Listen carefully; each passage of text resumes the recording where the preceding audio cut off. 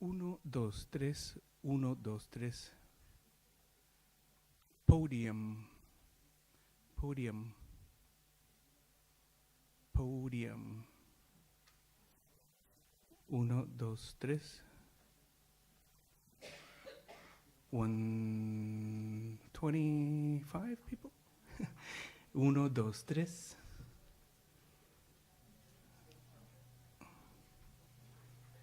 I can't. Oh.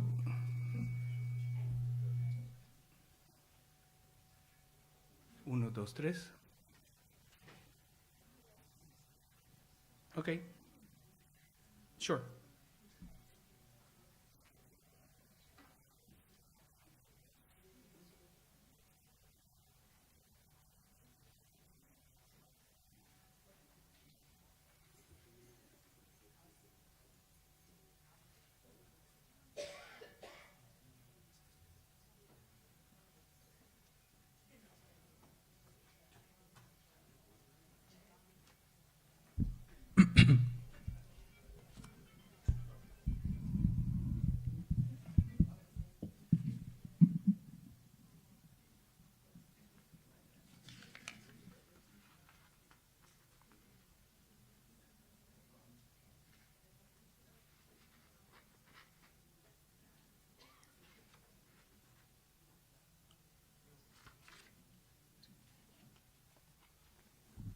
Hola, buenas tardes. ¿Me escuchan? ¿Sí?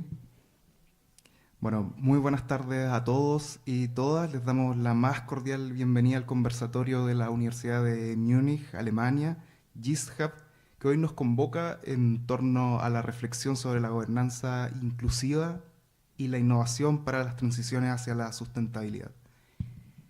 Este evento se enmarca en el proyecto internacional GISHub, Inclusive Governance and Innovation for Sustainability Transitions, financiado por el Ministerio de Ciencias de Alemania, con una duración de 5 años. Se trata de una iniciativa que promueve la colaboración académica entre Alemania y Chile para impulsar procesos de innovación orientados a la sustentabilidad.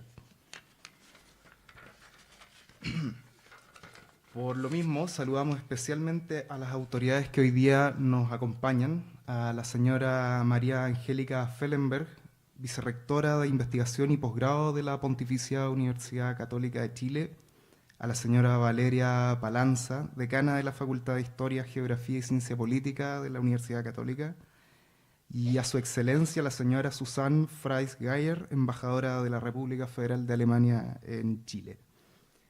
También extendemos un cordial saludo a los académicos, estudiantes, invitados e invitadas nacionales e internacionales que participan de esta jornada. Seguidamente invitamos a la señora María Angélica Fellenberg, vicerrectora académica de la Universidad Católica de Chile, quien entregará un saludo institucional en representación de nuestra casa de estudio.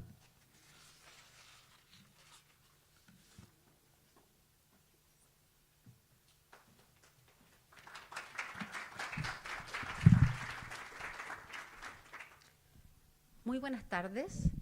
Muchas gracias por la invitación. Muchas gracias, decana. Muchas gracias, embajadora, también por estar aquí. Y por supuesto que a todos los involucrados.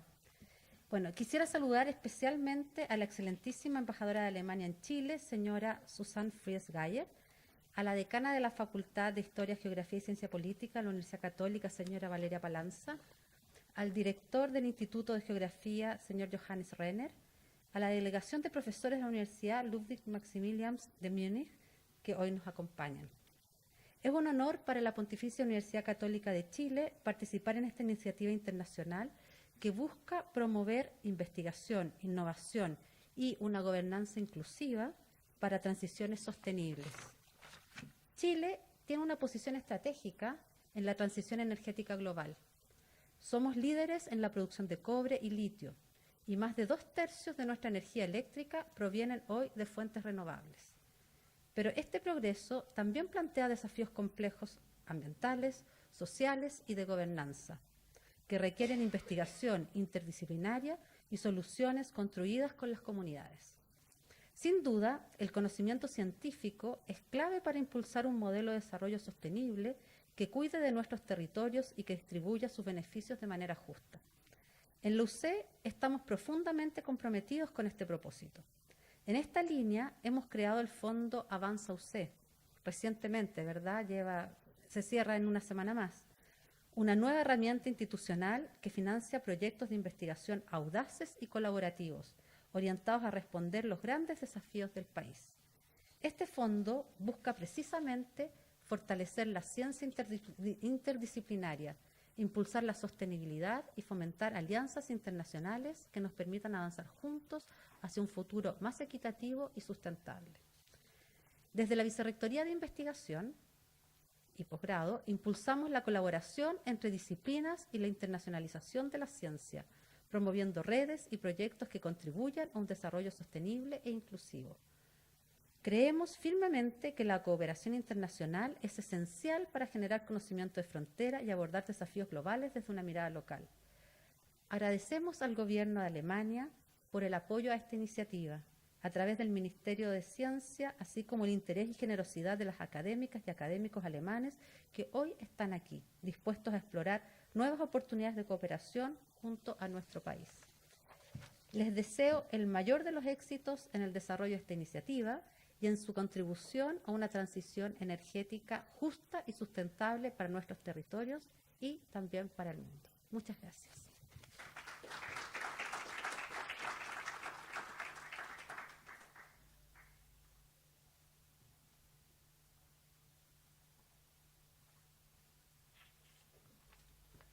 Muchas gracias, vicerrectora. A continuación tenemos el honor de escuchar a su excelencia la señora Susan Frey-Geyer, embajadora de la República Federal de Alemania en Chile, quien nos brindará unas palabras en esta ceremonia inaugural.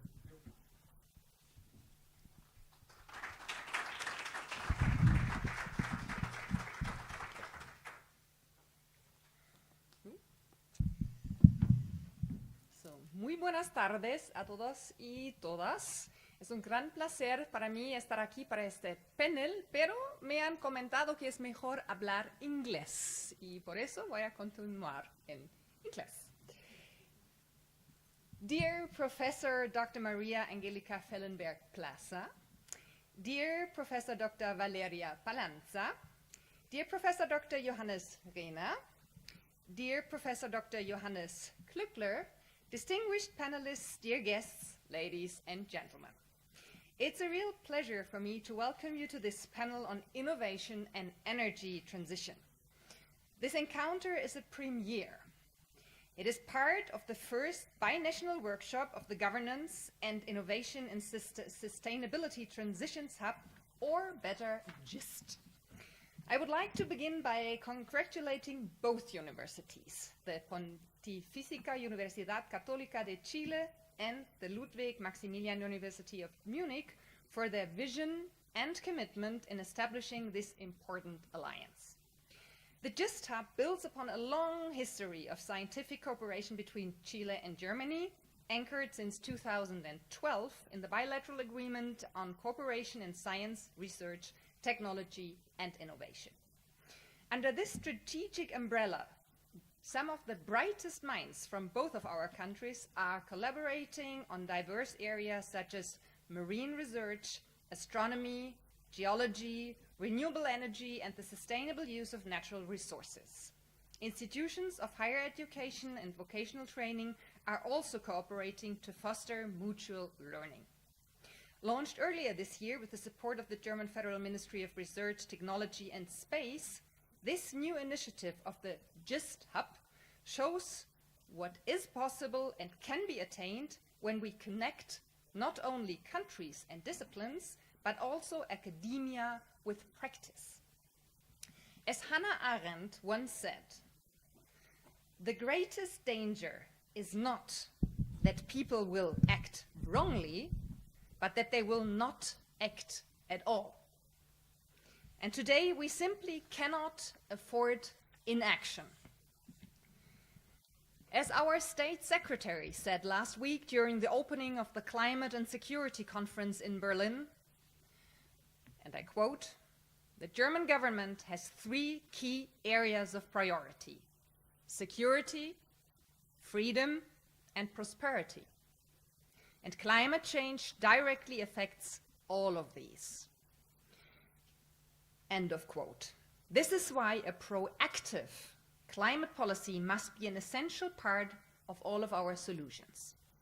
And I would like to share three thoughts with you. First, climate change is also a security risk. Heavy floods, storms, heat waves, and droughts cause not only ecological damage and economic loss, they also lead to displacement, loss of life, and can threaten the stability of a country. Therefore, the nexus, climate and security, will increase in importance. My second point, the time to act against climate change is now. Shortly, the 30th COP will take place in Belém, Brazil. Germany and Chile have over the course of the years been very strong partners in implementing the Paris Agreement, also as co-presidents of the Climate Club. We are a staunch supporter of a green transition, and it is not easy, but even if some claim otherwise, there is no alternative to this transition. My third point, for successful transition, we need critical resources, such as lithium, copper, and rare earths.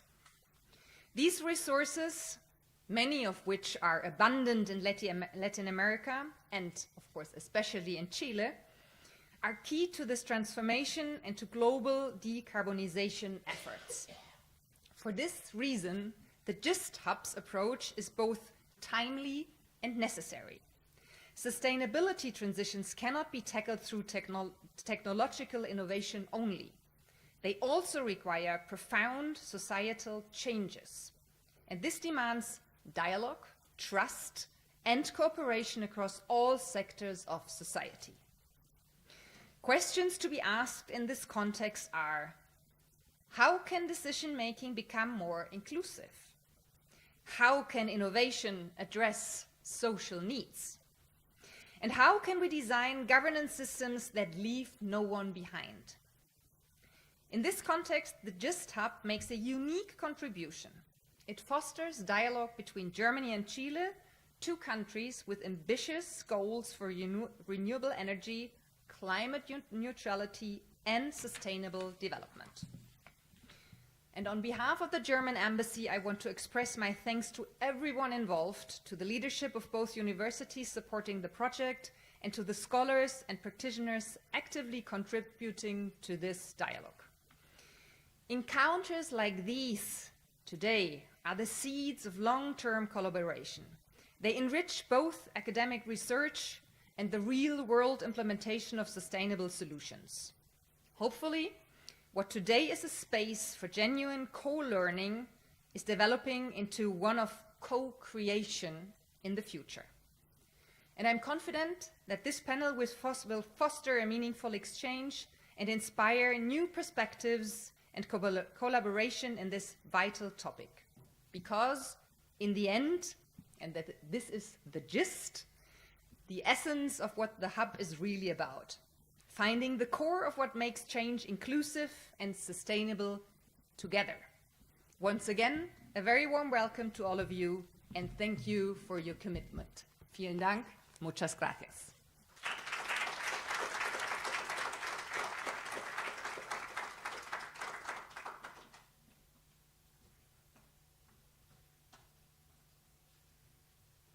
Agradecemos entonces las palabras de la embajadora de la República Federal de Alemania y con esto damos inicio oficialmente al conversatorio con la conferencia del profesor Johannes Glücker.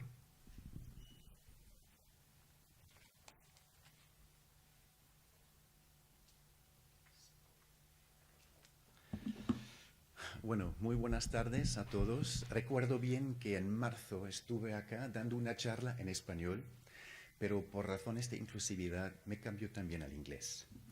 And first of all, because I'm so proud to bring a wonderful group of delegates from Munich to Chile, where some of them have had very long-standing and very intensive relationships with colleagues at this university, but where other colleagues have not been very familiar with this continent and have not done research and don't speak Spanish. So I think I'll choose English for the moment. Let me put us again in context of the GIST Hub. We've discussed during the day, but we may have a few in the audience who have not heard about the project. And I would like to illustrate how not only timely and important this project is, but how nicely it fits within the more global strategies and political interests between the two continents, Latin America and Europe. So, EU Commission President Ursula von der Leyen, only 2 years ago, she made a very strong statement re-emphasizing the strategic interest and importance of that relationship between Germany, Europe, and Latin America. She says, today, louder, I have an echo. You don't have that?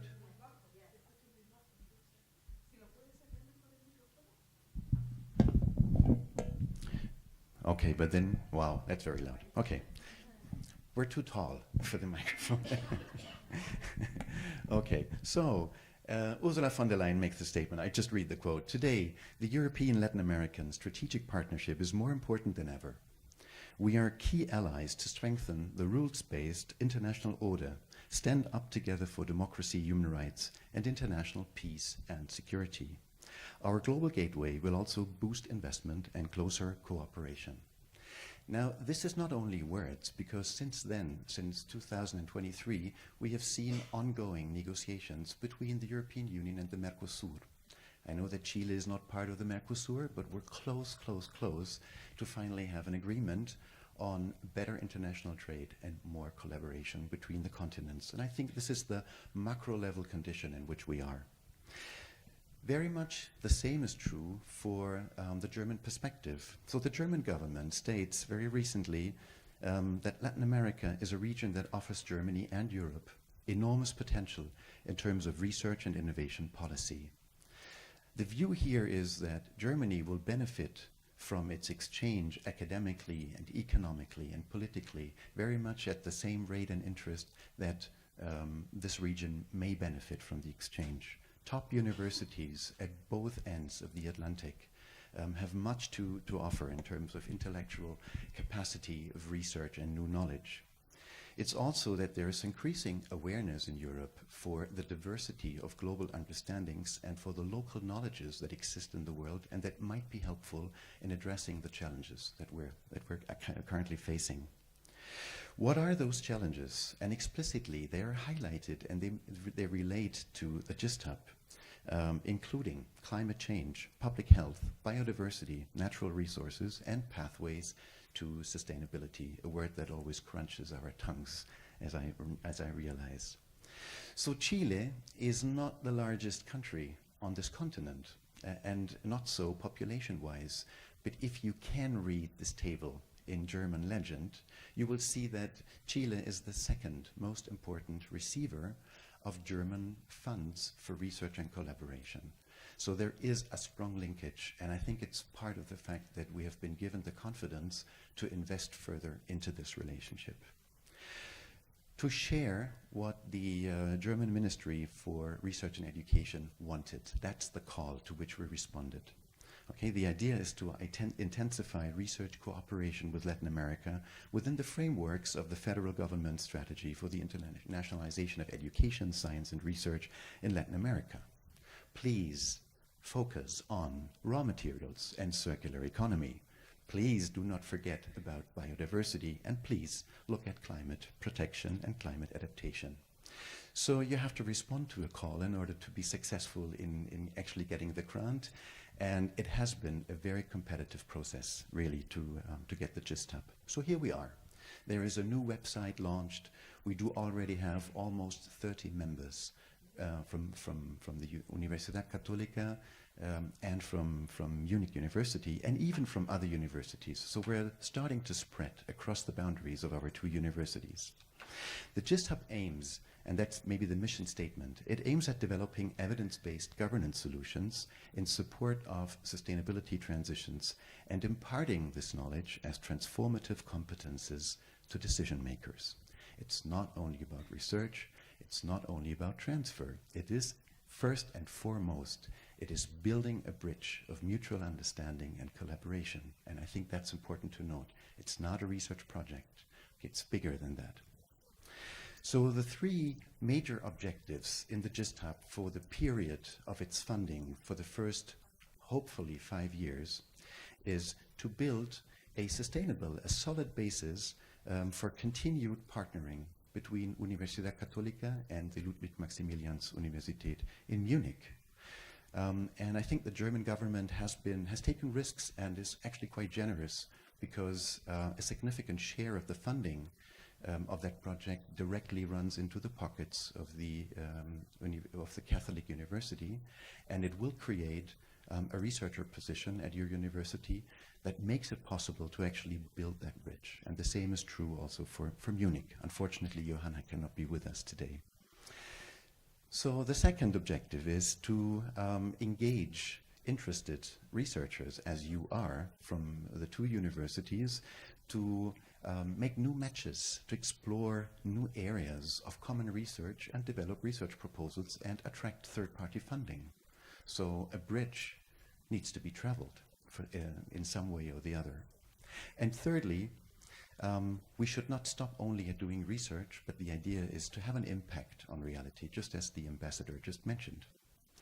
So let's build new knowledge across the disciplines that are involved. Let's abstract and learn from that observations we make. And let's try to carry this on, or to transfer it to students at all ages, to practitioners in different fields, in the private sector, in the public sector, as well as in the civic society. Right now, I think 27 members already bring 8 research projects. I'm not going into detail, no worries.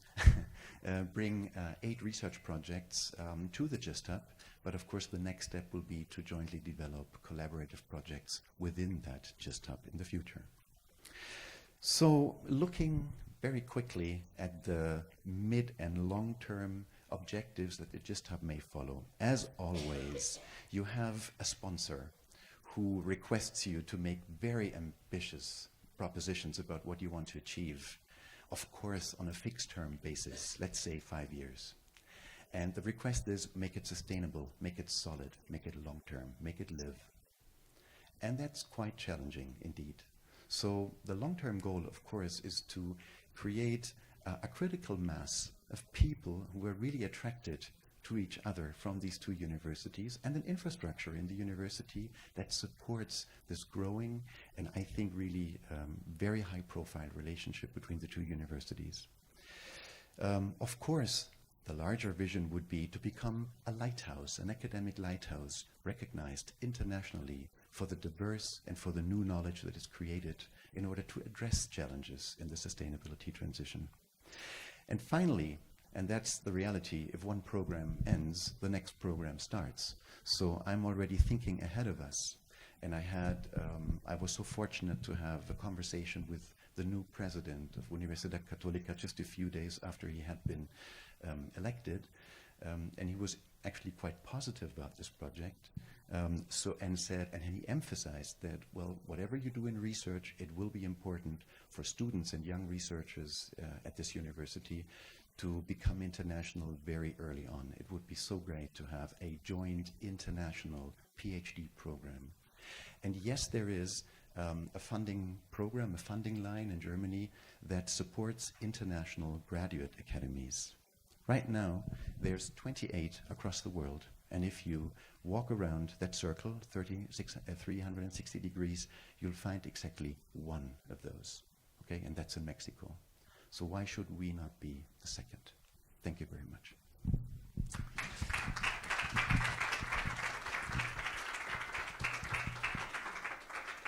I'm very happy to call on stage Professor Benjamin Loy, who will now take the lead in moderating a panel discussion. And I hand it over to you to call your colleagues on stage.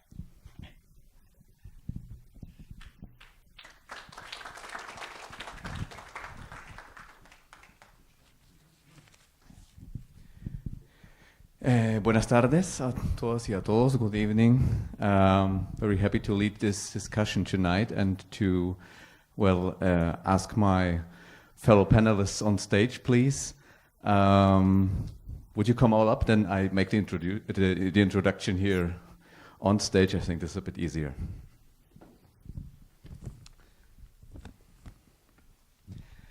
We are fortunate to, where you want. We are fortunate to have a simultaneous interpreting service tonight, thanks to Gael. So anyone who is not fluent in both languages can request a headset over there, I think. This would be like the last occasion to do so now.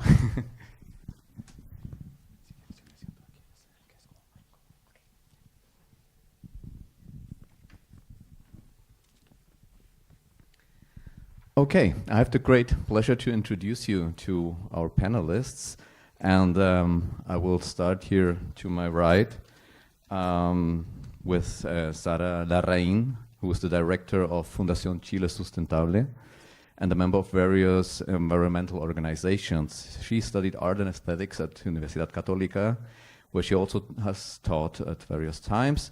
In the 1990s, she coordinated the Greenpeace Latin America's anti-nuclear and energy atmosphere campaign, headed the Chilean office of Greenpeace, and was national chair of RENACE.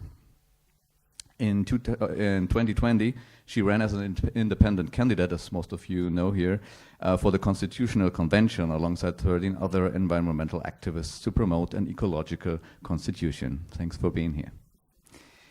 To my left, Estefanía González is Program Director at the Inter-American Association for Environmental Defense, AIDA. Previously, she worked at Greenpeace as well as Deputy Campaign Director. And, Estefanía is like the outcome of this successful German-Chilean collaboration. Johannes Glückler has been leading for quite some years, because she holds a degree in geography from the University of Chile and a master in governance of risk and resources from the University of Heidelberg in Germany. Then we have here with us Maria José Ruiz Esquide, who is, since 2021, if I'm not mistaken, Climate Change and Decarbonization Director at Codelco, a forest engineer by training. And before that, she worked at Corfo as responsible for environment and communities. So thanks for being here as well. And our last guest from Germany, Professor Dr. Karen Pittel. She has been director of the Center for Energy, Climate and Exhaustible Resources at the IFO Institute, Leibniz Institute for Economic Research, and professor of economics at the Ludwig-Maximilians University of Munich since 2010. She's a member of the Climate Science Platform, the Climate Council of the Bavarian State Government, and the Presidium of the German Academy of Science and Engineering. Her main research areas comprise energy and climate economics and policy, as well as long-term economic development. Thanks, Karen, for being here.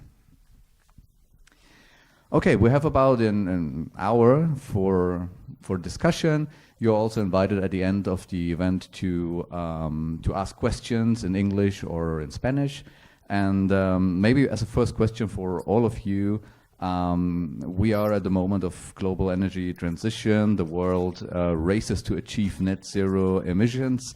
And I would like to know, as we are like a binational panel here, what are the main challenges at this very moment in Chile and in Germany, and maybe also what results have been achieved so far in both countries, or you can also have an outlook on the regional context if you want to.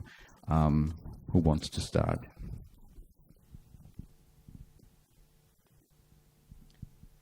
Karen, maybe for the German context?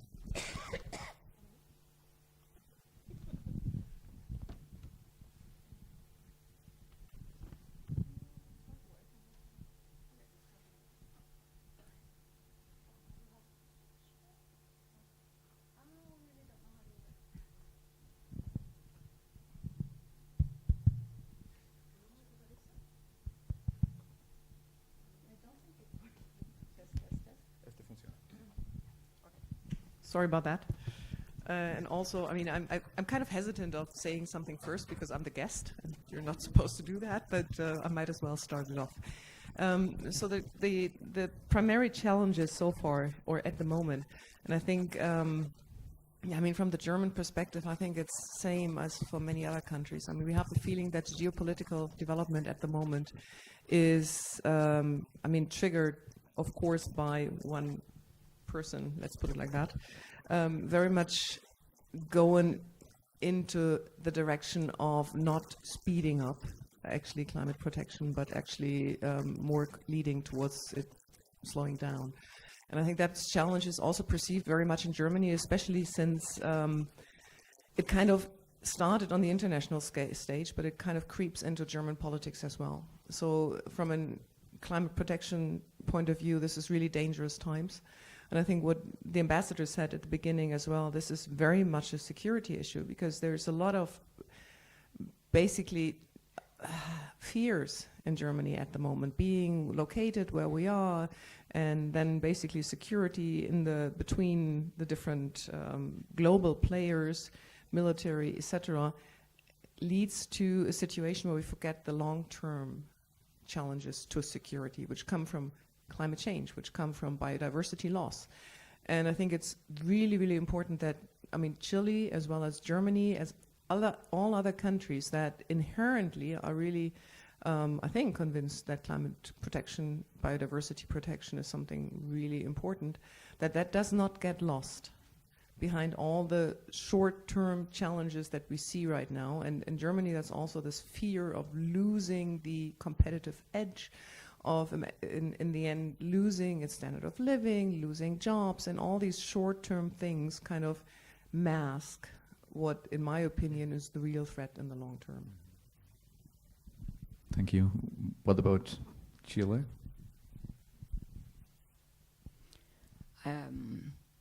Thank you very much for the invitation here.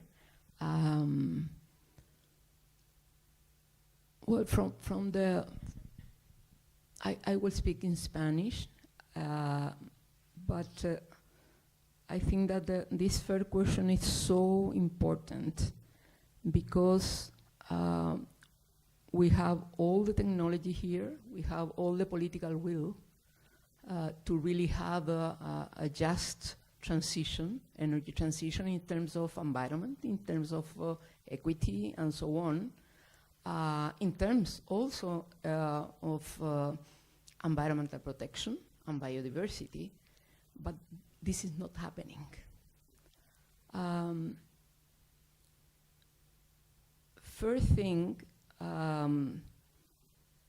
is that we need to go, and Chile ha tenido un éxito importante en la inserción de las energías renovables no convencionales. Y hoy día, como se mencionó en la inauguración de este panel, tenemos prácticamente un 60%. El año 2030 vamos a llegar a 80% de energías renovables en la matriz eléctrica. La matriz eléctrica es solo 30% de la matriz energética de Chile. Pero en fin, tenemos que resolver el sector eléctrico porque necesitamos energizar con energía eléctrica los otros sectores, transporte, etcétera, etcétera. El problema, y podemos ir más rápido, el problema es que como la transición fue meramente un cambio de tecnología para aprovechar el viento, el sol, y se generó una autonomía energética, lamentablemente no hubo un beneficio social de esa transición y lamentablemente la expansión del parque de energías renovables se ha realizado sin planificación territorial, sin una planificación participativa en los territorios. Lo que tenemos hoy día en Chile es un conflicto permanente en todos los territorios donde queremos expandir las nuevas energías renovables. Particularmente yo he trabajado desde el inicio, después de dejar Greenpeace y formar Chile Sustentable. Nosotros fuimos parte del equipo que escribió la ley Corta 1, 2, la ley de cuotas para energías renovables no convencionales, la ley de eficiencia energética, etc. Es decir, me tocó escribir esos proyectos de ley y trabajar con los parlamentarios para aprobar esas leyes. Hoy día yo tengo que ser súper sincera en señalar que las comunidades en los territorios tienen razón. No vamos a poder acelerar más la transición energética de esta forma, porque ya en el año 2023, 2024 se perdió la legitimidad social de la transición energética. Y hoy día, lamentablemente, cuando llegamos a los territorios, yo que he trabajado los últimos 30 años en esta línea, cuando llegamos a los territorios, yo no puedo decirle a la gente, mire, acepten este proyecto, acepten este otro, este proyecto solar que compite con tierra de cultivo, o esto otro que compite con el desarrollo de la región, o que te van a cambiar la central carbonera por un condensador síncrono o por un de almacenamiento sin ningún diálogo. Entonces, creo que hoy día la transición tiene un obstáculo de viabilidad política en América Latina. No solamente ocurre esto en Chile. Nosotros acabamos de terminar hace 2 semanas la reunión de OLADE, los ministros de energía de América Latina y el Caribe. Nosotros como ONG invitamos a varios gobiernos a una cena para plantear el tema que estamos teniendo en los territorios y que no podemos ayudar a los gobiernos a acelerar más aún la transición en el sector eléctrico por la falta de legitimidad política de la transición. Y los gobiernos reconocieron que están teniendo el mismo problema. En Brasil, en Colombia, en Honduras, en Guatemala, prácticamente todos los países están teniendo el mismo problema.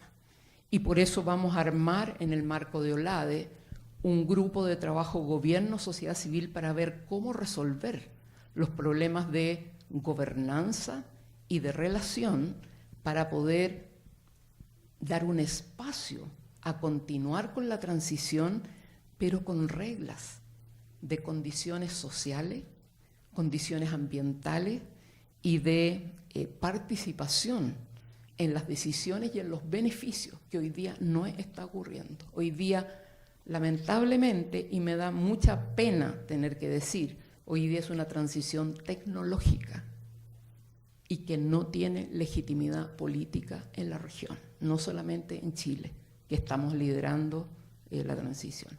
Muchas gracias. Thank you very much. Maybe we can delve further into the reasons for this lack of legitimacy, but maybe first we will hear like the perspective from the entrepreneurial sector. Is this working? Yeah, perfect.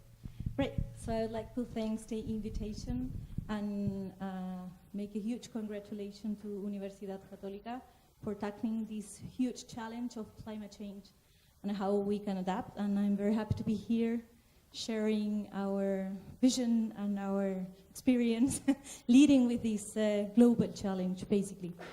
I could say it in English. I don't know if it's okay or maybe... I came prepared for Spanish, but as you wish. As you wish. Yeah, okay. Voy a cambiarme a español, de hecho. Comentarles que el cambio climático está aquí hace tiempo. En Chile nos hemos dado cuenta, ¿cierto? Somos uno de los países más vulnerables del mundo. Tenemos 6 de las 7 categorías de vulnerabilidad frente al cambio climático. Lo vemos en el norte, en el sur, en la Patagonia, en la costa, en la cordillera.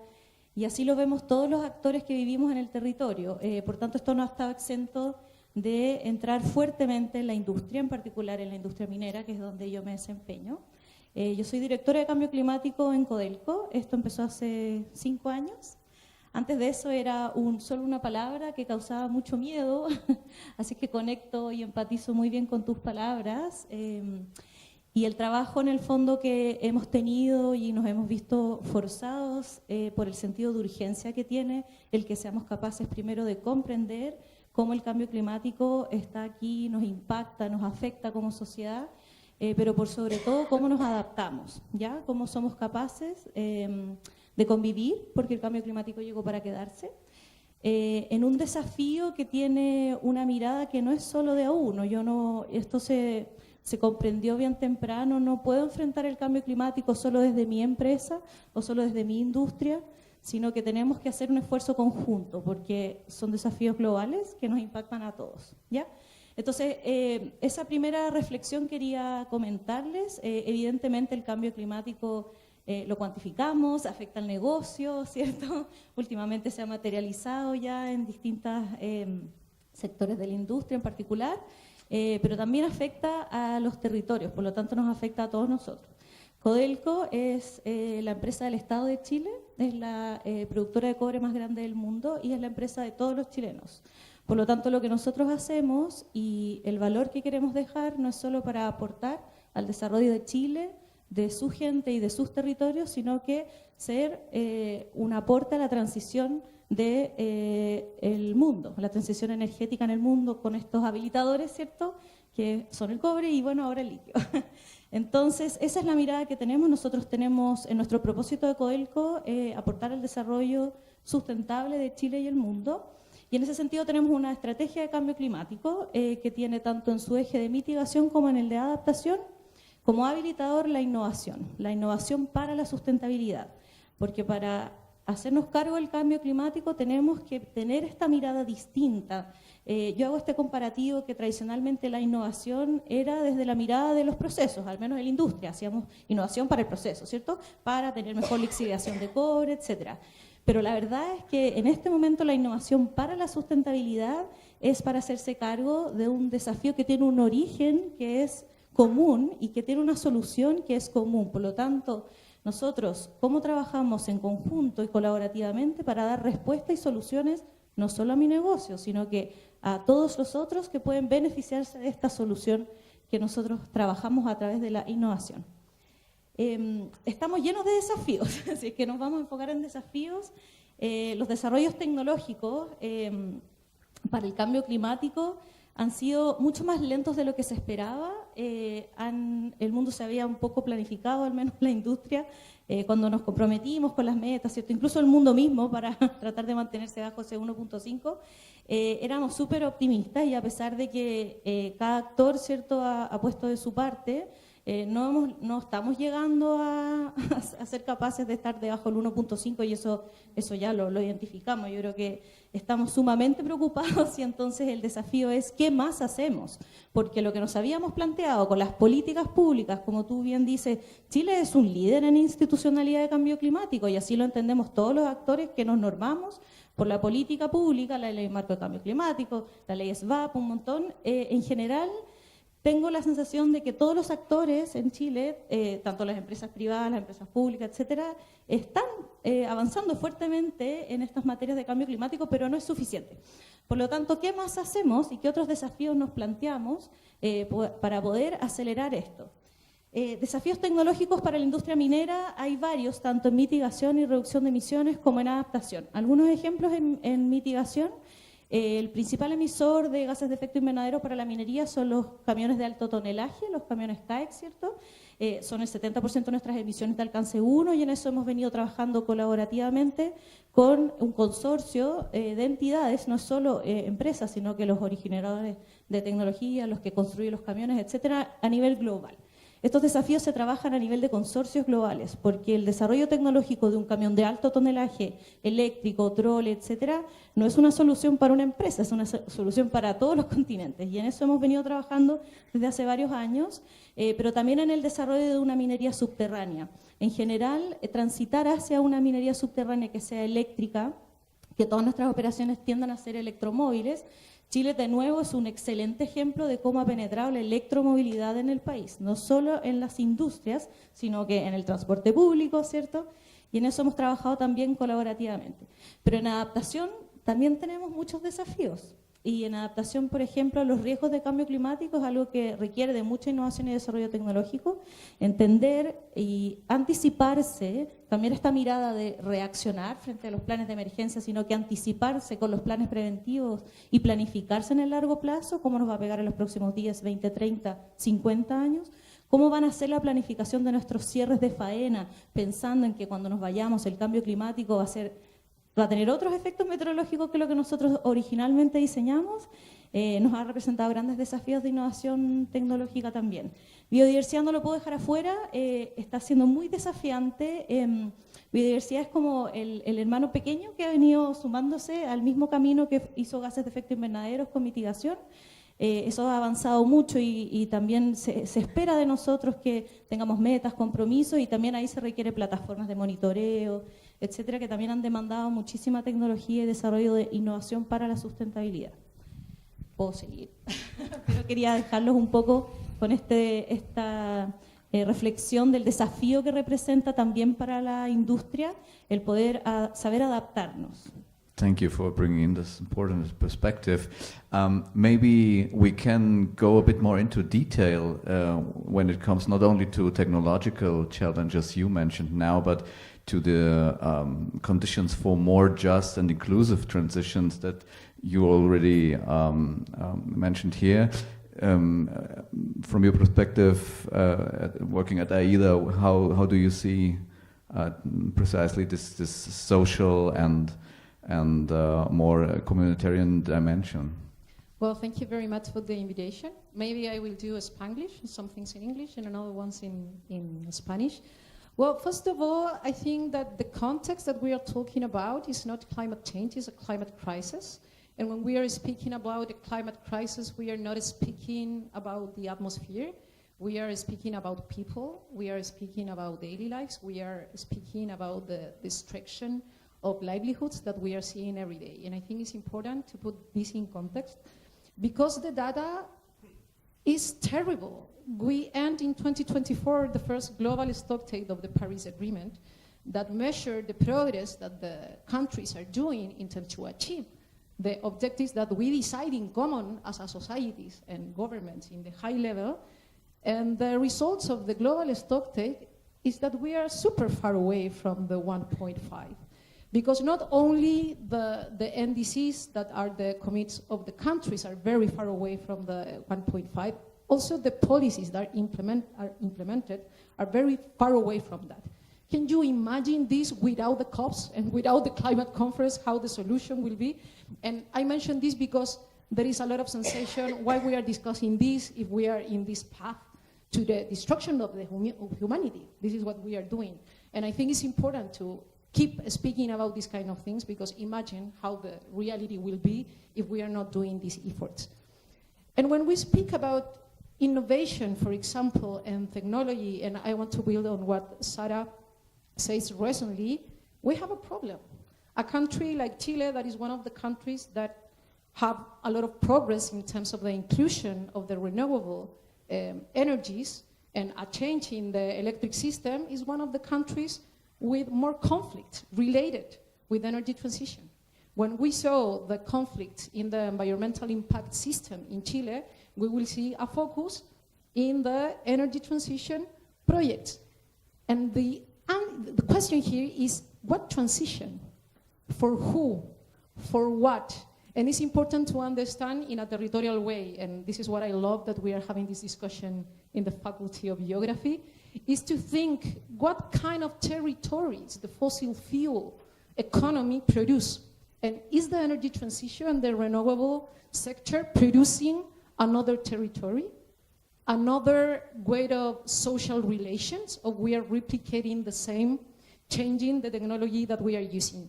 And again, innovation. When we speak about innovation, where I saw innovation, I see innovation every day when a community where the state is not there have to build resilience with nothing, and they have community-led solutions to adapt to the climate crisis. I saw innovation when a community is still believing in the power of collective action, where the governments are going in the other way around. I saw innovation when we have reforms of our legal system, because also we need a social and a legal innovation.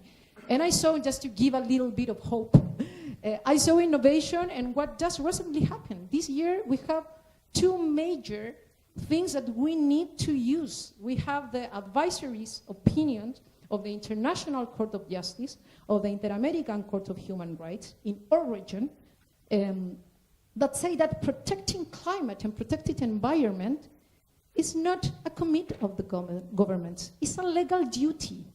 And we need to use that legal duty in an innovative way. And this is the role that we are doing through civil society with climate litigation. And I think, and this is a message especially also for industries.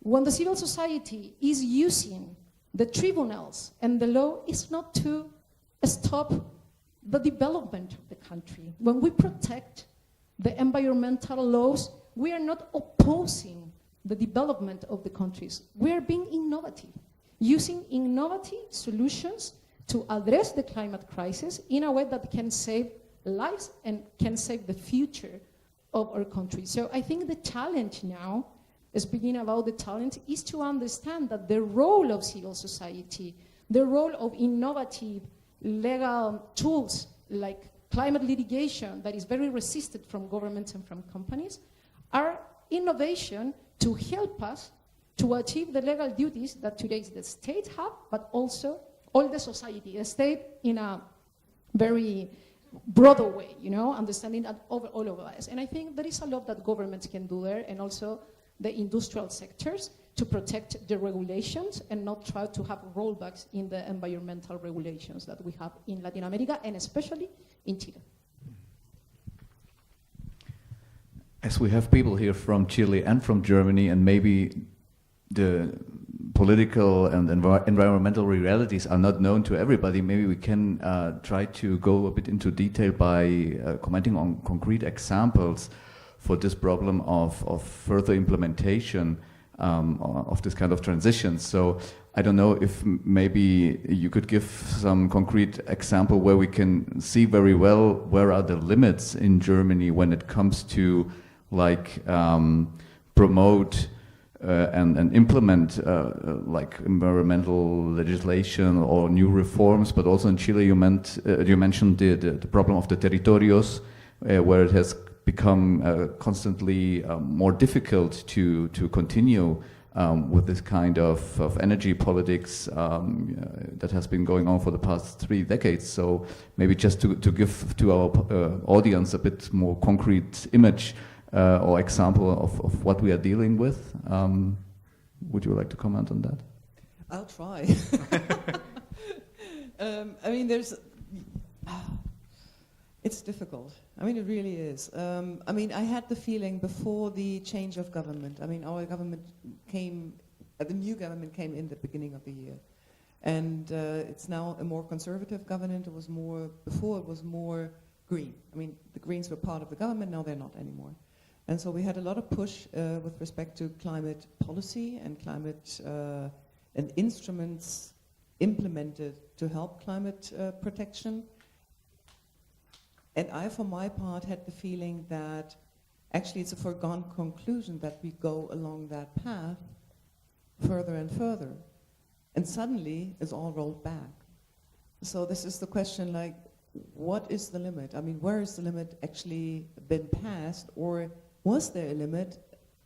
I mean, I had the feeling there was no limit, but now it's constructed afterwards. I mean, we have huge discussions about, for example, if we have take the renewables, integration of the renewables, that's actually leading to, and the phase out of coal, leading to spikes in electricity prices, especially after the gas crisis of a couple of years back, in combination with a lot of grid that has to be built. Now, energy prices are quite high. I mean, power prices are quite high. And the whole industry is basically, we're not going to stay here if energy prices stay so high. Is that credible? I don't know. I mean, this is it's a really difficult discussion, because on the one hand, they're pushing politics in front of them. It's like, we demand this. And so rising energy prices for industry are definitely a limit, as it's communicated. It's also a limit for household, because basically, of course, higher energy prices hurt the poor the most. I mean, that's for sure. What other limits? I mean, limits are sometimes, I don't think they're really limits, they're constructed by policy. I mean, in the last legislature, what we had in a couple of years back was a so-called heating law. So rules were changed with respect to what you can install in the future with respect to heating your house, which has to be decarbonized. I mean, it's all nice and easy, not nice and easy, but it's all about electricity with respect to generation, but you have to use it in transport, you have to use it in housing, etc. And then there was basically leaking of the legal proposal that led to laughable controversy, really laughable in the sense that it was completely out of proportion. And so it created limits, again, to what we can do with respect to decarbonization and to with respect to policies that I don't think had to be there and that were not really real. I mean, what it also showed, and that was something that I actually liked, is we have a tendency in Germany to basically try to get to a social inclusion with respect to including the poor in the transition by giving everybody money, the rich included. We can't do that. I mean, and with the heating law, what we actually had was a differentiation with respect to groups. So if you don't have much, you get the most to help you actually invest in a new heating system. And I think we need that kind of differentiation. We don't have to help me. I mean, I'll be able to change if I had an apartment, I would be able to change my heating system. Many people haven't. And so we need to think more wisely about how we go about things, that we actually include the vulnerable in the policies, that we actually enable them to act. And I think we are creating limits by saying, okay, we have a limited amount of money and we give everybody the same, instead of focusing it on the groups that need it the most. And so I think there are many limits perceived that actually are no real limits. I'm not sure whether I made myself clear. Just giving a couple of examples which are probably completely different, or I'm not sure about what the discussion here is, but it's a lot about the fear of losing something that you already have, the fear of losing your standard of living. And sometimes that scares me also about the climate policy debate, is that the climate, like protecting the climate, is kind of not only is the means to an end with respect to stopping or at least slowing down climate change, but it's seen at the same time as a means to get to a fairer and more just society. And I'm not sure whether climate policy can fulfill that. So that's probably a question we can discuss, because I mean, climate policies, for me, first thing is lower emissions without making anybody worse off. But is it the goal of climate policy to make the society more just? I'm not sure whether it can do that. I mean, that's a different field of policy that should actually be addressed, from my point of view, like with a separation also in its head. Climate policy, in a way, making nobody worse off. But if you want to change the way income and wealth are allocated, which is absolutely fair to do, but I don't think you have to do it via the vehicle of climate change, of climate policy. It's probably up to debate. Interesting. Yeah, I would agree with some parts of it. So going into political perspective, implementation of climate change policies,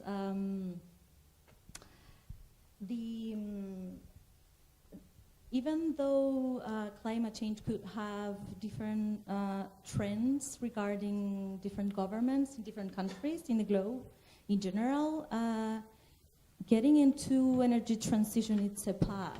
And I think we have seen that even though governments can change a little bit, a couple of degrees where they think they should be going on, this is a one-way path, right? Because we're not thinking in a 4-8 years period, political period, we're thinking in 50 years, 100 years, and we all agree that in 100 years we have to work commonly, we have to work together. Because, and speaking of the inclusion of this transition, the solutions we're working now not only are developed in between many, but also the solutions will be used for many. So I think that's the clue on this just energy transition that for the perspective of an industry, for example, I'm working in technology A, but that solution will be used for a lot of other people, not only an industry. So that's a clue, thinking on finally we're all working towards something that it's going in that direction. I think there's not discussion, even though some governments could go one way or other, they are short periods of something that it has no way back. There's no way to develop a project if it's not thinking that sustainability is part of the business, that sustainability it's not a tool. Sustainability is the reason why this project will see the light in 10, 20 or 50 more years. And in particular in mining industry, that we design projects in the long term. We all know that's part of designing this long-term viability of the project is thinking it's getting the sustainability, and for that climate change part of it, into the business model. So that's a change of the vision that I think it had occurred in the industry in the last 5-8 years probably. 15 years ago, the discussion was slightly different. We used sustainability for get into a result A, but now sustainability and climate change vision is part of how we're gonna get the success of that project. So in general terms, I think that's a very interesting understanding of how strong climate change have changed our views and the paradigm on how are we going to adapt into this new world. In terms of cooperation now going into between Germany and Chile, or maybe Europe first and then Chile and South America, for us, Europe is the one that shows the trend, right? We have different markets, and for sure Europe is the one that leads the policies, the future requirements that we will all need to fulfill in mining industry is very much, or has been very much led the last 10, 20 years with this clear vision of the long term, and that has been Europe. And then following some other regions of the globe, like South America in between. And even though, as I said, depending on the market of the sector of the region of the globe where this market comes, they are all different trajectories of getting into the same path. So we are very much followers of what Europe shows, where we should be leading. They have been working a lot regarding different guidelines of responsible mining, which is an interesting concept because it's not only sustainability, it's responsible mining, and they have contributed a lot on showing the rest of the parts of the globe where we should be getting into when we think about a project. And in terms of Germany now and Chile, Codelco is the main copper producer of the world, and Germany is one of the big users of that copper, and also a high quality copper they develop as well, and they are also recyclers. They are very good copper recyclers, which is mining industry also they are called, which is an interesting view because we will need a lot of copper in the next 20 years. The whole world will need that, and we have some, but we have so much more in the system, like already in the system, right? In the computers, on the TVs, on the parts of a car. So it's very interesting also to bring the discussion how much we can recycle to get more of this strategic mineral. In concrete, we have 2 MOUs, Memorandum of Understanding, with 2 companies in Germany. Arubis is the first one, which is a client of us, and we have a very long-term vision with them, and we are collaborating and cooperating a lot regarding sustainability and smeltings and refinery technologies. And also we have a memorandum of understanding with Wismut, which is another industry of Germany, also thinking the step of mining closure and and soil restoration, basically, and best practices of sustainability. So In summary, we are very good partners with Germany and German companies, and especially this vision that in general Europe have on how we should get into that point where we are all making progress regarding adaptation. Okay, yeah, we are shifting already a bit perspective to the international context and to binational or transregional cooperation. I saw a bit of skeptical face there by Professor Pittel, but also by Sara Larraín. Maybe you could answer first and then... Thank you very much for your kind words. I have the feeling that you see Europe more positive than Europeans often do. I mean, perhaps just two things. The one thing is, I mean, I've just heard the new numbers for renewable energy expansion globally. I mean, 92% of the additional capacity was actually renewable in the last year. I mean, that's enormous. But most of it was not in the industrialized north, but it was, I mean, that was always kind of, but it was not in Europe or in the US, it was in China, Africa, and South America. So I don't think we're that, like, you're the leader, we are the follower. I don't think that holds anymore in that regard, especially.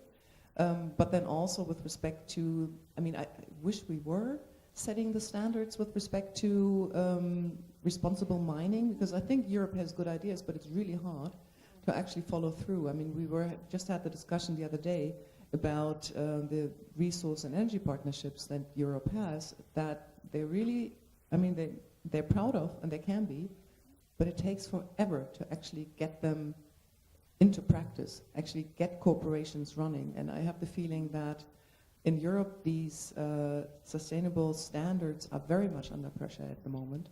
So, for example, value chain regulation or also environmental standards. So, I mean, I'd love if it stays like that, but I'm a little critical at the moment, or skeptical, whether there is going to be change in that. So I kind of renounce that. You're the leader, we're the follower. I think the world is changing very fast in that respect. And I think it's a good thing, because we can't have like one or two centers who are leading and everybody else is following. We need a world where it's actually more equitable, where we have leaders in different areas. I mean, you have much that we want. We have stuff that you want. And what that is, that's also changing over time. It's not always the same. And I think having, for example, Chile as the resource supplier and us as the machinery supplier, that's not going to be a sustainable business model forever. So I think in that regard also things are changing. It's good that they are changing.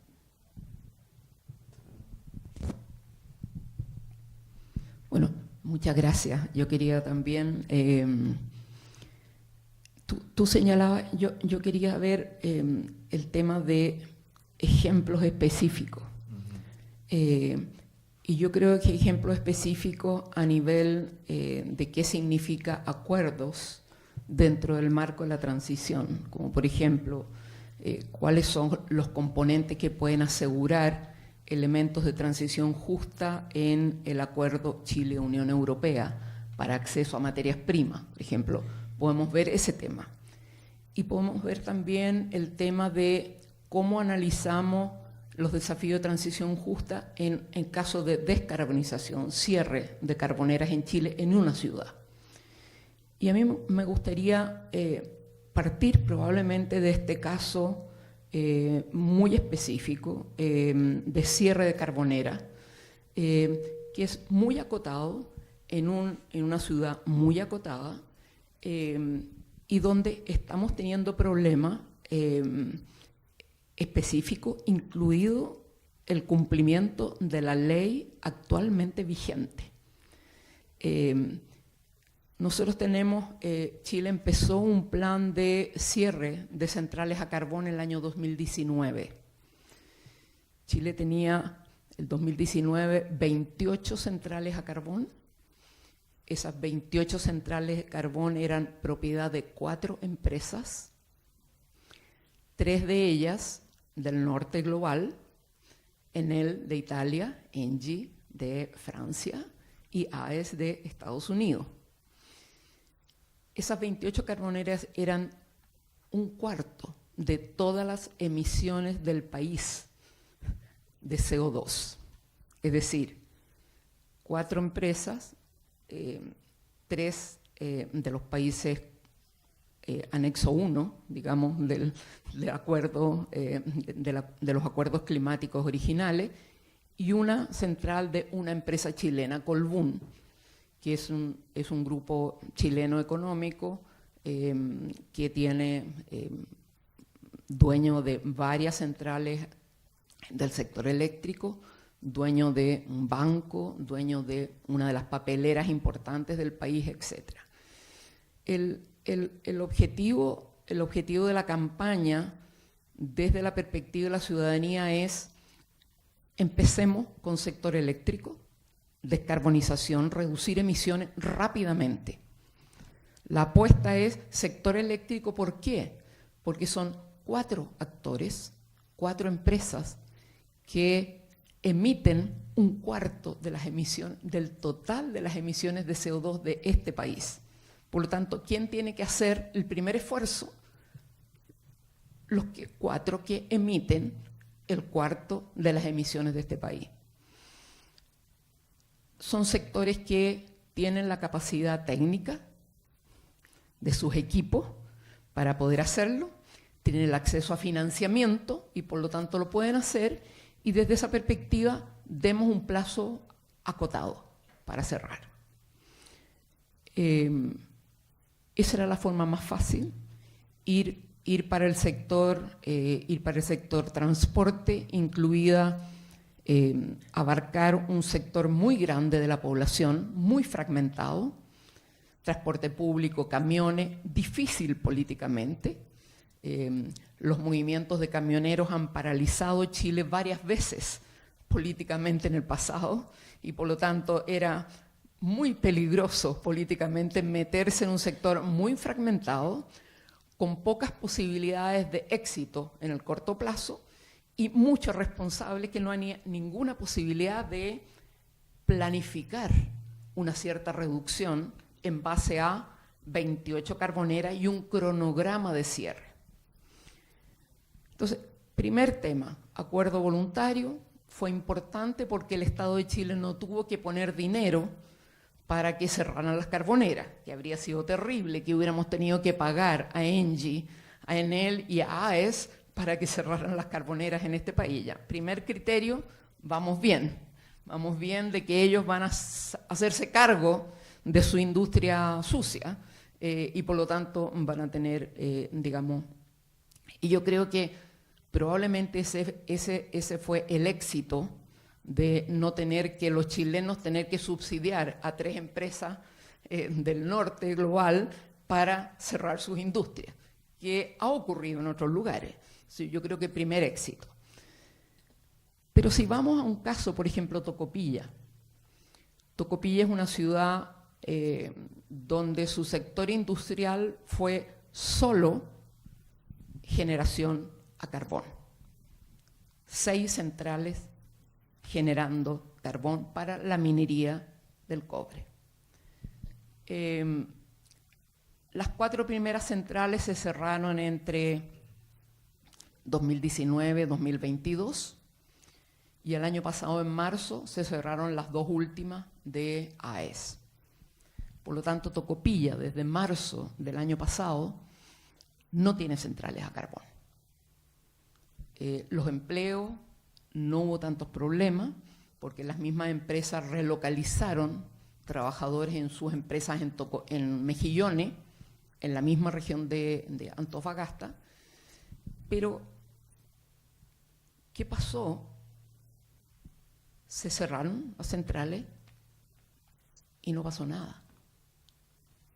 No se cumplió la normativa sectorial para remediar los pasivos ambientales, limpieza de las canchas de carbón al lado de la central, cierre de los vertederos de cenizas y de desechos muy cerca de la ciudad, no hubo retiro de las tuberías de enfriamiento del borde costero, y por lo tanto las empresas cerraron y el pasivo ambiental quedó ahí, no se remedió. Ahora, las 4 primeras empresas de ENGIE, Tocopilla 12, 13, 14 y 15, son anteriores al año 1997. Por lo tanto, no tenían obligación de cumplir un plan de cierre porque no tienen resolución de calificación ambiental, pero tenían que cumplir la norma sectorial, sanitaria, permiso de demolición, permiso de movimiento de material, etc. No se cumplió, no se demolió, no se retiró ningún, no se cubrió ni se remedió ningún vertedero de ceniza. Y las dos centrales que sí tenían resolución de calificación ambiental y que tenía descrito que en el momento de cierre tenía que empezar un plan de cierre con remediación, retiro de maquinaria, retiro de desechos, cierre de vertedero, sector 1, sector 2 del vertedero, etcétera, etcétera, tampoco cumplió. Y por lo tanto, lo que ve la gente de Tocopilla es que las empresas de carbón cerraron y se fueron. Y entonces, ¿cuál es la excusa de las empresas? Las dos empresas presentaron pertinencias, que es un tipo de permiso que permite la legislación ambiental para cuando uno declara que va a tener una actividad, si tiene que hacer estudio de impacto ambiental o no. Entonces, las empresas, para no cerrar y no dar el cierre del término, no asumieron el cierre, sino que abrieron una pertinencia y preguntaron si en esos lugares podían poner almacenamiento, en 2 casos, y en los otros 2 casos si podrían instalar condensadores síncronos, que es una forma electrónica de establecer estabilidad en el sistema, un servicio complementario dentro del sistema eléctrico. En síntesis, una manipulación de la legislación sectorial y ambiental vigente para no cumplir los planes de cierre. Entonces, cuando yo soy una comunidad, estoy en un territorio y ocurre ese cierre, ¿qué pienso yo que pasa? Y el Estado, la Superintendencia de Medio Ambiente, no cursó ninguna sanción. O le dijo, oiga, usted tiene una resolución de calificación ambiental, usted cerró, usted tiene que hacer un plan de cierre. No está siendo fiscalizado ese permiso legal. Entonces, cuando vemos en la comunidad lo único que está pidiendo hoy día es remediación ambiental. Después ya denos algunos recursos para generar empleos acá, porque quedamos sin empleo, pero tampoco el gobierno central, por ejemplo, nos va a ayudar a hacer un paseo bonito en la orilla de la playa, o nos va a ayudar a sacar los tubos para poder poner unos restaurantes, tampoco. Entonces, se quedan sin remediación y sin alternativas para el futuro. Y el caso de Tocopilla es muy complejo. Es una ciudad pequeña, son 25.000 habitantes. El gobierno de Antofagasta podría, con fondos del Estado, hacer un plan de reconversión productiva para generar empleo. Podría haber un tema de generación de energía colectiva para tener paneles en los techos, no sé, pero hay algo que la sociedad puede hacer por esa ciudad, que cerraron sus 6 carboneras, pero que no ha pasado absolutamente nada. Thank you very much, Sara. Maybe we can, because time is flying, but I think we perceive very well the complexity of all these topics, the differences between different national contexts, and also the importance of the international dimension. But maybe to, broaden a bit the perspective into the future as well, and to touch upon a topic that is very important within the context of the GIST Hub, we can speak here a bit about innovation, and the question how in your specific context innovation within communities, regions, or specific industry can drive this broader energy transition. And maybe I would like to ask you first, even if innovation always seems like the task or the privilege of the industry or of science. Maybe what does this mean from the perspective of civil society? Well, thank you. Just to add one very little idea on the previous discussion, I think corporations should promote justice and accountability. A cooperation between countries that is not promoting justice in the territories, I think that will not be a cooperation that is helping everyone. And also we have a lot to learn from Latin America. I think Latin America, especially Chile, and I saw this in all the region, is showing how the energy transition should not look like. And I think we are on time to understand this and provide solutions. And it's good that we have the most important climate conference coming to Belém in Brazil. It's a huge opportunity. One of the main issues that we'll be discussing there is the Just Transition Work Program, but it's completely stuck in terms of when we speak about mean of implementation, that means money and resources and all of that. So let's see what happens in that space. And coming back to the innovation, again, I think for all of us, when we speak about innovation, we think in technology.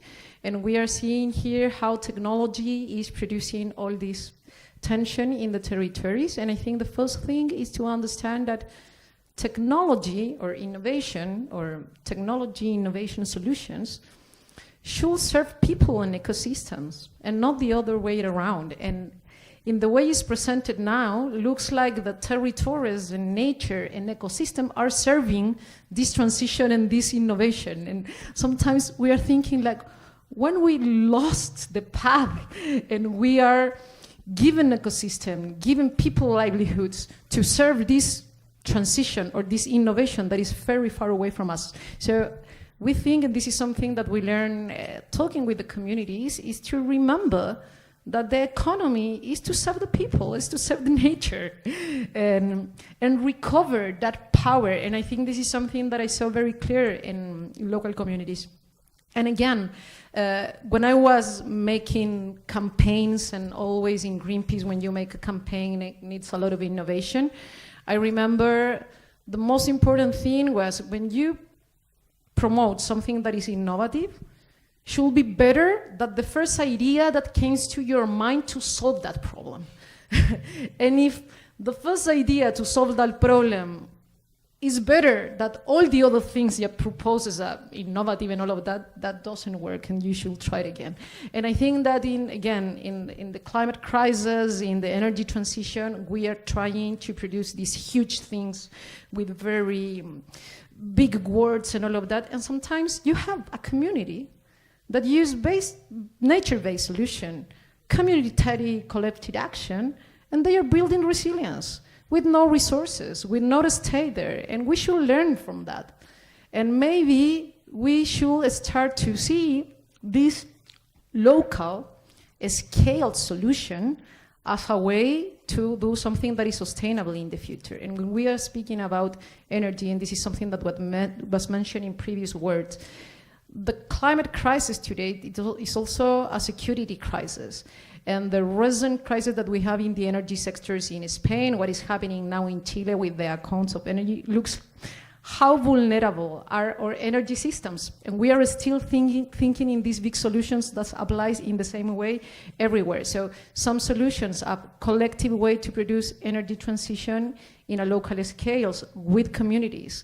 We believe in that. We in AIDA are working with that community-led innovations that we believe can produce not only the opportunity to go further, also provide the opportunities to the communities to think in their future. What Sarah says, like in the transition territories, we are not giving the opportunities to the people to think in another future. This is an industrial territory, and you have fossil fuels, and now you have green hydrogen, or you have solar. To create innovation, we need give the people the chance to think in another future that is not graded yet. So we need to start to build alternative futures, and for that we need a different mindset and produce the conditions for that mindset can appear in the territories. And that will be with justice, with participation, with a real listening, and with respect.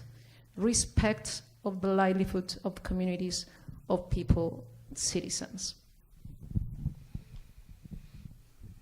How would you maybe comment on that from a German perspective, where innovation is one of the key words in the political discourse, but often remains mainly opaque, what this exactly would mean? I think it's essential to actually recognize that we need new technologies. I think we all agree on that. I mean, we can't go on as we have in the past, but at the same time, we need exactly what you said as well. We need social innovation. We need people to actually change the way they live, and to basically also have peers that are leading that movement. And we really have to tackle it on all fronts. I think sometimes we reduce it to it's only technology, it's only civil society. Neither is going to work. And we need, in order to scale up and to speed up, we need all of it. And I mean, I'm an economist. I mean, we're very much, of course, usually in the discussion closer to the technology innovation. And for that, you also need really an innovative environment. And what we have seen in Germany in recent years, that this power to innovate, this curiosity, this implementation of new ideas, that has slowed down considerably. So we need another environment to actually get more of that. I think that is our specific problem. That is not the same problem necessarily as here. I mean, there's differences, and we have to acknowledge them, and we listen, and we respect. Completely agree. In Germany, one of the issues is really, we always had, I guess, great engineers. We have great minds, and there is a lot of inventions coming out of fundamental research that are not necessarily turning into innovation. Because also with respect to funding, with respect to support, we have a lot of happening at universities which don't get it to scale. So there's basically this valley of death between, on the one hand, inventing new technologies and getting basically technology solutions for some problems, and then them being implemented at scale, getting the costs to get lower, and to people to actually make a business model out of that. So I think this is one of the problems that I see with technological innovation. Other countries are really good at that. I mean, they have invention, they turn it into innovation, they have much more risk capital. Germany is pretty risk averse in many respects. I think we have to change it. We had the discussion today as well, but how do you change that actually? That's the bigger challenge, because I mean, recognizing the problem is the first step, but then actually addressing it and getting it to change, to get better, I think that's the really the sense of urgency that we actually have. But of course we also have in our communities, I mean, there's has been for a long time quite the resistance to wind energy, although wind is great. I mean, everybody loves solar, but wind is basically a great complement with respect to the seasons, especially when we see that in the summer we have lots of solar, in the winter we have lots of wind. So they're great together, and there's this, sometimes I have the feeling, irrational movement also against wind, which is then sometimes also picked up by politics. And it's not, I mean, it's not based on really on facts in many cases. There's these urban legends, let's put it like that, about how they are allowed and what all the problems are with it. And so we need more really also on the community level to involve people into the planning of it, so that they feel that they have also an input on that. And I think this is, sometimes it's, in some regions of Germany it's working better.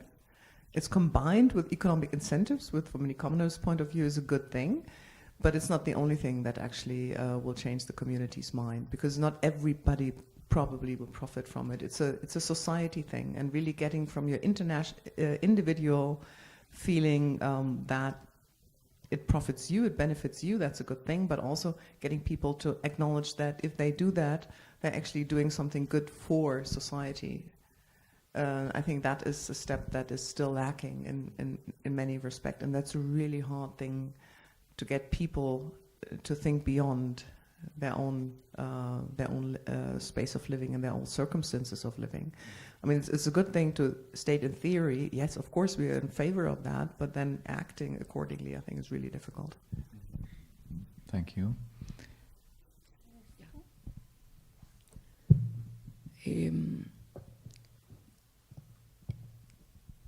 Yo creo que si queremos tener un éxito en la transición, en un marco de la crisis climática, desde nuestra perspectiva, los desafíos de la innovación no son tecnológicos. Los desafíos de la innovación en la transición son elementos de inclusión social, justicia, compartir beneficios, y por lo tanto creo que los aspectos de innovación que hoy día son más débiles y que están amenazando el éxito de la transición en términos de una viabilidad social y política de la transición, son desafíos de no saber cómo incluir a la gente, cómo lograr la participación e involucramiento de las personas en la transición y cómo lograr que las comunidades, la población tenga beneficios de esa transición. Yo creo que desde nuestra perspectiva esos son los desafíos.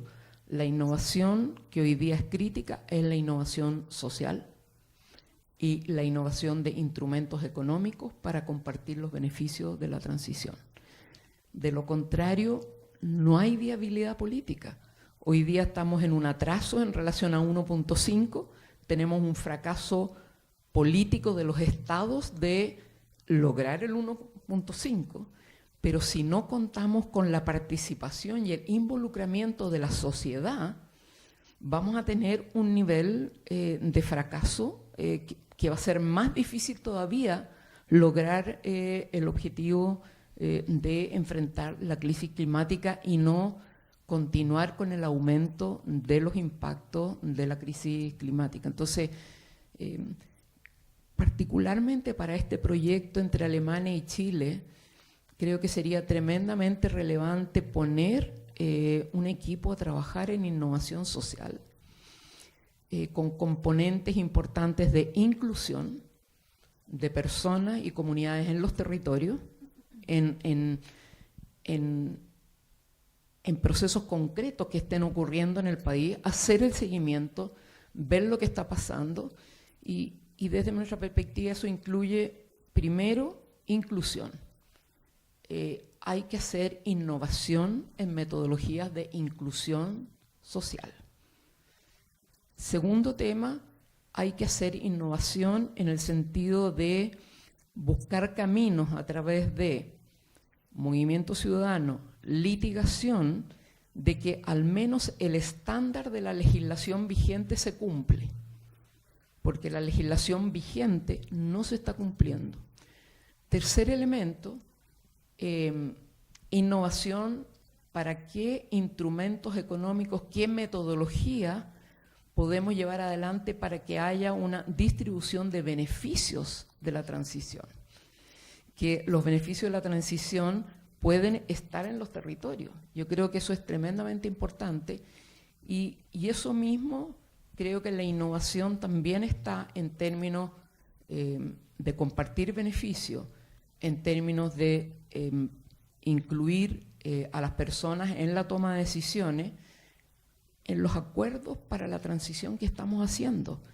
El punto que yo señalaba es que en el mismo acuerdo entre Chile y la Unión Europea para acceso a minerales críticos o materias críticas, litio, cobre, tierras raras, hidrógeno, etc., no hay un marco de equilibrio regulatorio.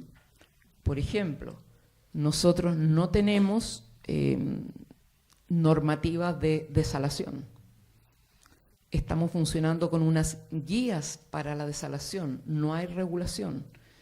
En términos legales, nosotros podríamos armonizar para la norma europea en desalación, y eso armonizaríamos regulación y por lo tanto el país receptor se asegura la trazabilidad de que el proceso se hizo acá de una forma en que no está dañando el ambiente.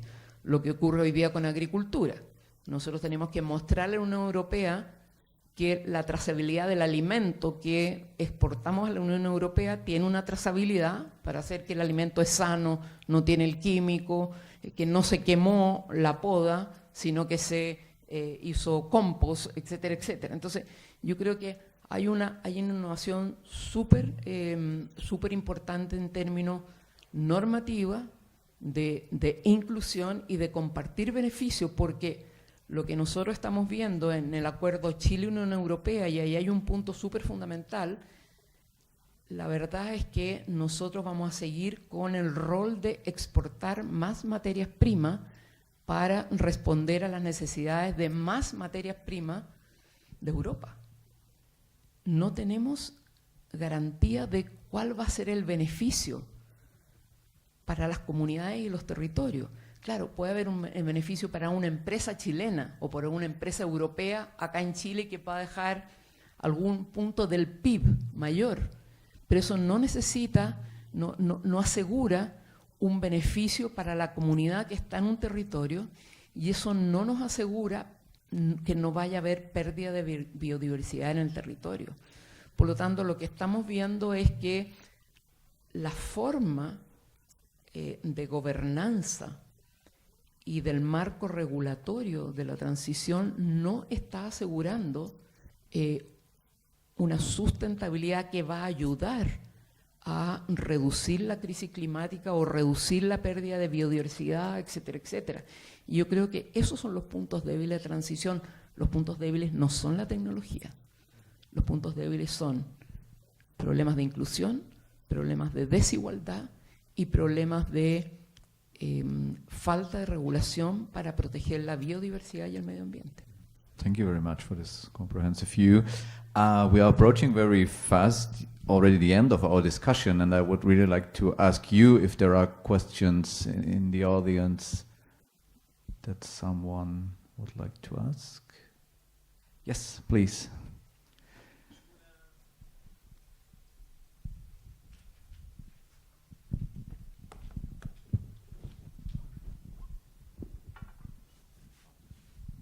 Hay un planteamiento que hace una de las expositoras, no me acuerdo cuál a esta altura, pero estuvo muy buena la discusión, muchas gracias por la instancia.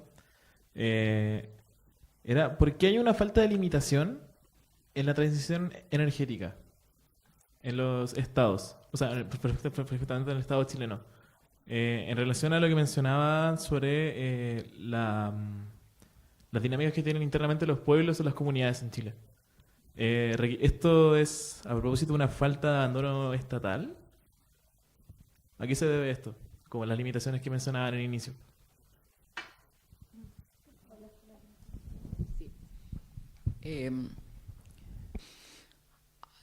Hay dos elementos muy relevantes. Primero, que obviamente el Estado de Chile quiere acelerar la transición, y eso es súper legítimo. Segundo, no quiere poner fondos para financiar esa transición, y quiere que las empresas paguen la propia transición, lo que en el sector eléctrico está muy bien, porque como yo señalaba, la verdad es que son 4 empresas que tienen la capacidad económica y técnica de hacerlo, y además son empresas que tienen obligaciones de descarbonización en sus países de origen. Entonces, creo que está bien. El problema de la falta de fiscalización del cumplimiento de la legislación vigente tiene 2 elementos. El primero, el Estado no quiere ponerle muchos problemas a las empresas para que cierren las carboneras. Prefieren mirar un poco para el lado y que cierren nomás, pero no exigir mucho más. Entonces,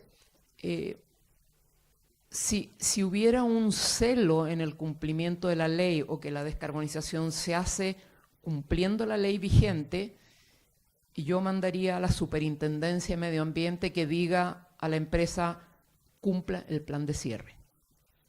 Cumplir ese plan de cierre implica que la empresa tiene que invertir y cerrar el relleno de ceniza tiene que retirar la tubería del mar, tiene que renunciar a la concesión marítima, tiene que demoler los edificios, tiene que sanear el lugar, transportar, probablemente antes de cerrar el relleno sanitario o el basural, tiene que llevar esos desechos al mismo lugar, lo que probablemente va a encarecer también. Entonces, el Estado prefiere no poner problema porque su mayor interés es el cierre de las carboneras. No quiere desincentivar que se sigan cerrando las carboneras. Entonces, ¿qué es lo que vamos a tener que hacer nosotros? Vamos a tener que tomar la legislación vigente y litigar para que el Estado sea obligado a cumplir su propia ley. Entonces, y eso se puede hacer administrativamente, que tú vas a Contraloría y dice, es deber de la Superintendencia de Medio Ambiente hacer que se cumpla el permiso ambiental, la resolución ambiental de calificación ambiental número 4 del año 99. Entonces vamos a tener que ir a litigar y ver. Si perdemos, vamos a tener que ver qué otra herramienta, pero eso no debiéramos estarlo haciendo nosotros, porque eso es tener que, los ciudadanos tener que litigar, lo que también es injusto, tener que litigar para obligar al Estado que cumpla con la legislación vigente.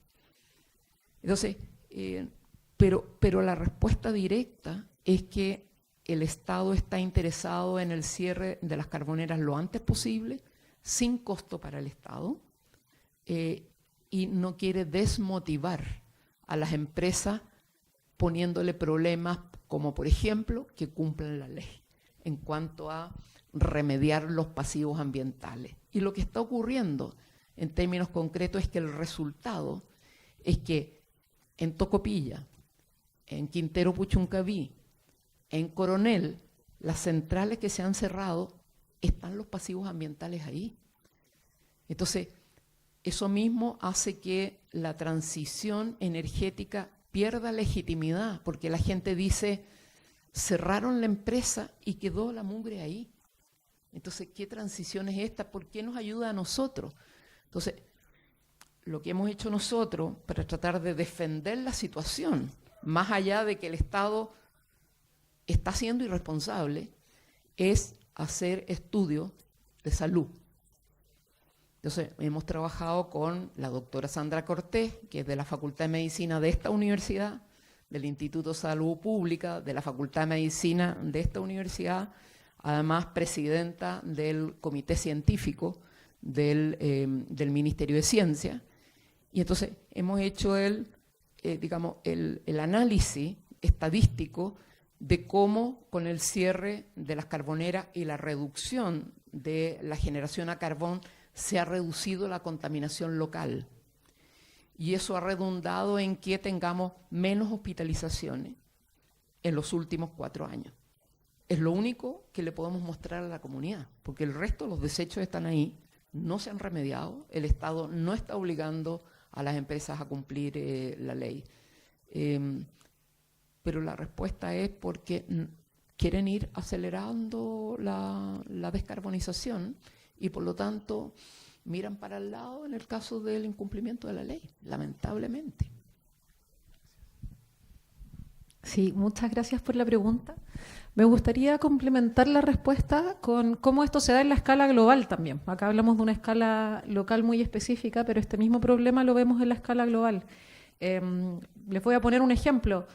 En la Convención Marco de Naciones Unidas para el Cambio Climático existe desde los años 90, ¿cierto? Después de la Cumbre de Río. La primera vez que se habló sobre combustibles fósiles, para el cierre de los combustibles fósiles, en una decisión de una cumbre de cambio climático fue el año 2021. O sea, fue la primera vez que se mencionó la palabra, en este caso fue carbón, que fue la COP de Glasgow, que se hizo, donde la presidencia la tenía el Reino Unido. Cuando nosotros hablamos de crisis climática, hablamos no solamente de mitigación, de bajar las emisiones, también hablamos de adaptación, que tiene que ver con crear resiliencia, pero también surge un concepto que está amparado en el Acuerdo de París, que son las pérdidas y los daños. ¿Qué pasa con países como Vanuatu, que no han emitido absolutamente nada y tienen que invertir recursos que no tienen en reconstruir básicamente las poblaciones completas? Y ese elemento surge. Luego en la COP siguiente, que fue en Egipto, en Sharm el Sheikh, los países en desarrollo lograron que se creara un fondo especial de pérdidas y daños, ¿cierto? Que se reconociera que se necesitaba financiamiento para movilizar desde los países desarrollados al mundo en desarrollo, ¿cierto? Específicamente para pérdidas y daños. Todo esto amparado en la Convención Marco de Naciones Unidas, que dice que hay un principio de las responsabilidades comunes pero diferenciadas. Es decir, sí, todos somos responsables, pero hay algunos países que emitieron mucho y que hoy día tienen una responsabilidad no solamente de bajar sus emisiones, sino que también de provisionar recursos financieros. ¿Para qué? Para mitigación, para que los países como Chile, los países en África bajen sus emisiones, pero también para adaptarnos, y luego surge este tema de las pérdidas y los daños.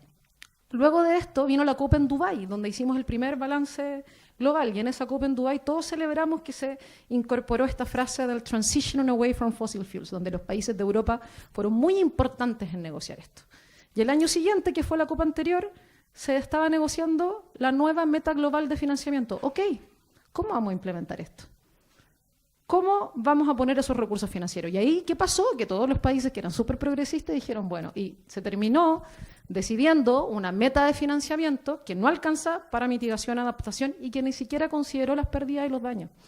Entonces, nuevamente vemos como esta escalada de responsabilidades donde nos ponemos de acuerdo, queremos hacer estas cosas, pero hay a la escala global países más vulnerables que no tienen los recursos financieros, con países desarrollados que hablan de estos discursos de ambición, pero que finalmente todo se queda estancado porque no tenemos medios de implementación. ¿Y qué es lo que no tenemos? No tenemos flujos financieros que estén yendo hacia las personas. Y cuando surgen mecanismos financieros, estos mecanismos financieros son en base a deuda. Países que se endeudan a través de, sí, créditos con tasas especiales, etcétera, con muy poco financiamiento público. Entonces, esto que se da en la escala local, entre el Estado de Chile, también se da a escala global. Y esos son desafíos de gobernanza, de ponernos de acuerdo entre los problemas comunes que tenemos que enfrentar como sociedad, que son más importantes que nunca, y que a mí al menos me alegra que nos sentemos acá a conversar y que va a haber un grupo de investigadoras y investigadores que va a estar teniendo campos de investigación para abordarlos y sobre todo para poder vincularlo con lo que está pasando en los territorios, en las negociaciones, en los países.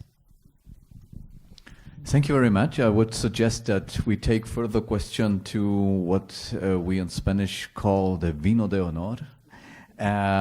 But first of all, let me thank you to all of you for being here, for participating, for giving us all these insights into this very complex topic. And obviously for Johannes Glückler for having the idea of this kind of discussion. And thank you also to the technician and the interpreter, which is very important that this kind of binational, bilingual type of understanding can be realized. So have a smooth transition out there into the patio, and thanks for being here.